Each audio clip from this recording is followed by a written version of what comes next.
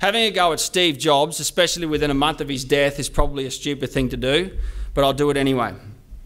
In 2010, Jobs flew his own chopper to Rupert Murdoch's ranch in Carmel, California, to speak at a hastily convened conference of the heads of News Corporation's worldwide newspaper division. Jobs stood in front of them and told them they had to get their heads around this rapidly advancing technology fast and transfer the printed product into slick internet and iPad application forms or die. Then he told them he didn't think they could do it. You're too old and too slow and too tied to pictures and words, which no longer cut it. Then he told them it didn't worry him whether they could do it or not, because he would do it for them and steal their businesses if they didn't. There have been times when I've felt as though Apple has ruined my life.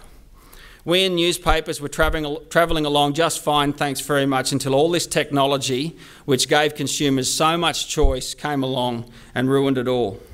I have to say, one of the reasons newspapers, and News Corp in particular, were slow in adapting to the internet was because we were sitting around building papers on our own custom-built publishing systems.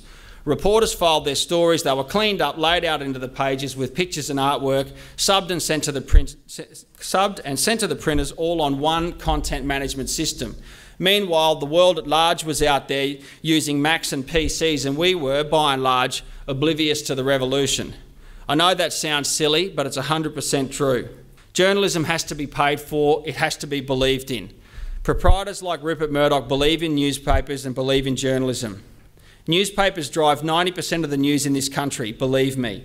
Newspapers are the king of content. They're the epicentre of news, they're the heartbeat of debate. Newspapers are the undisputed #1 drivers of news in this country. More ideas, more stories, more staff, more energy. Our content, though, is raped and pillaged by internet news sites and TV and radio as soon as we print it. Internet sites, bloggers and Twitterers use for free what we paid heavily to generate. This is a fact, and it will kill quality journalism if it continues. What we do is expensive. It's very expensive. Rupert will continue to pay for journalism as long as it generates profit. No profit means no privately funded journalism.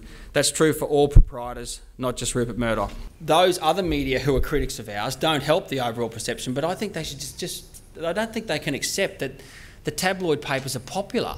Just accept it and move on. Like, just don't, like, why do you just wring your hands? And everyone in the Canberra Press Gallery, oh, why, how can the Sunday Telly dare write that story about Kate Blanchett? We're running the debate on carbon tax. Well, no, you're not. You're in Canberra, you've got no idea. I just think they just sort of just not worry.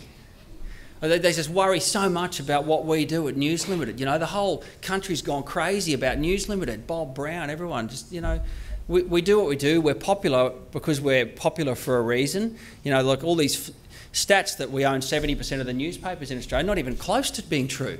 There's not even close. But we do have 70% of the metropolitan market, and that's because we're popular. So don't bring us down because people like us. I said, I think there's a splash in my power bill.